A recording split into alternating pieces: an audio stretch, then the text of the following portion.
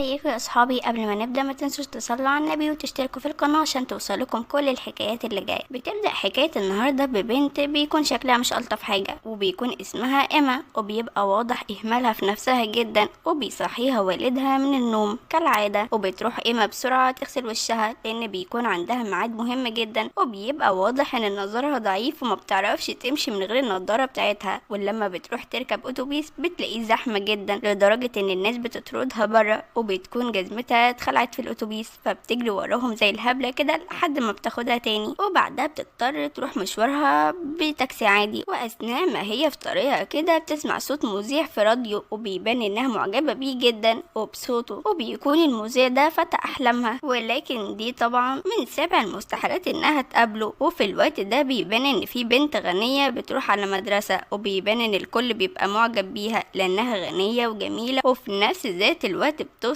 ايما وبتخبط في البنت الغنيه لانها